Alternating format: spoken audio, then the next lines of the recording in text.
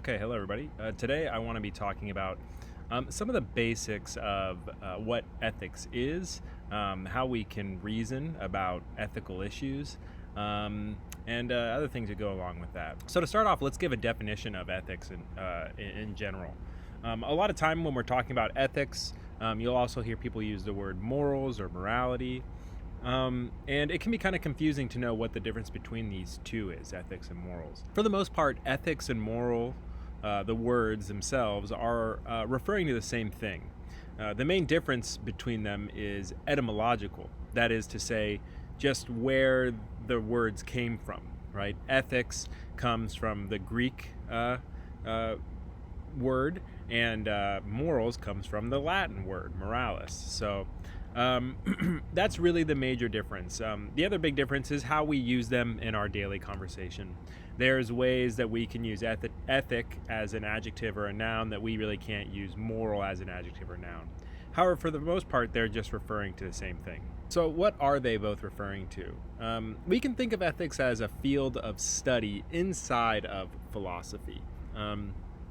Philosophy, again, etymologically defined, philosophy is broken down as philo, sophia. Philo means love, and sophia means wisdom. So philosophy, in terms of what its actual literal definition is, it means the love of wisdom. There's a lot of different ideas about exactly what that means, what it means to be a philosopher, what it means to study philosophy. But in this course, we're going to be looking particularly at ethics inside of philosophy. And ethics is the study of, well, what should I or what should we do? What is the correct thing to do, the right thing to do, the good thing to do, the just thing to do? And how do you know? How do you know what that is? So in order to talk about those questions we have to clear up some things. We have to make sure that we're thinking clearly. I want to focus on something that a lot of people tend to mix up or get kind of confused. So first I want to talk about, and really this is actually the main thing I want to talk about, is the kinds of claims that we can make when we are making arguments.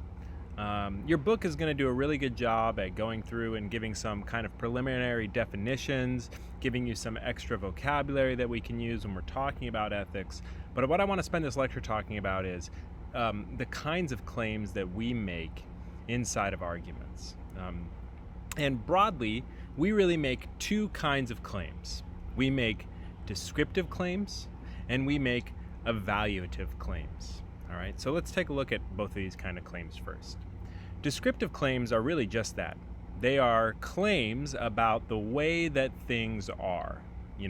Like for example, I could make the descriptive claim that my hair is blonde, or that this shirt is red, or that my house back here, over here, is green, etc., etc. These are just claims about the way things are.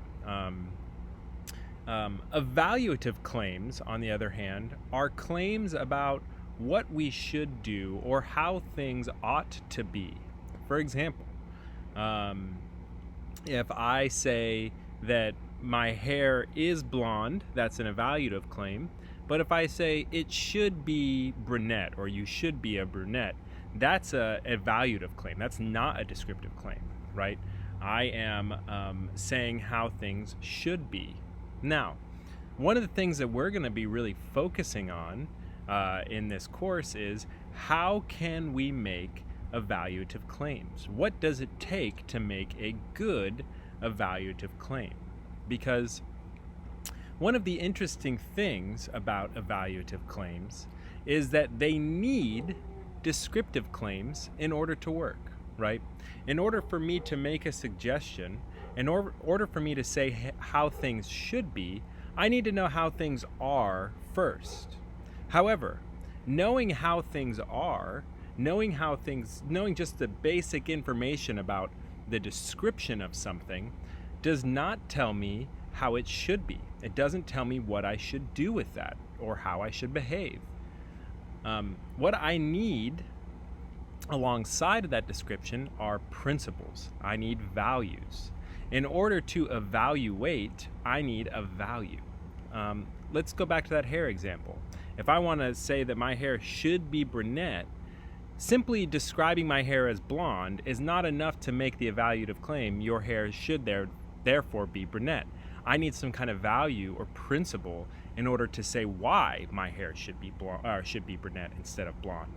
Maybe I think brunettes are smarter or better looking or more successful, or that brunette hair is just the hair to have for some reason, right?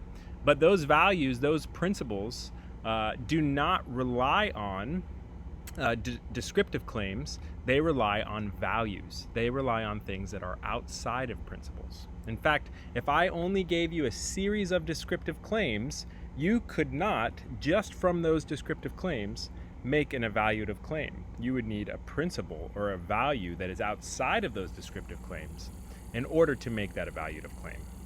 So with those differences between evaluative and descriptive claims in mind, and understanding that we need principles or values in order to make evaluative claims, I want to kind of let you guys know a little bit about the goal of this course. Our goal throughout this course is going to be to find some sort of true value that we can use to make moral decisions.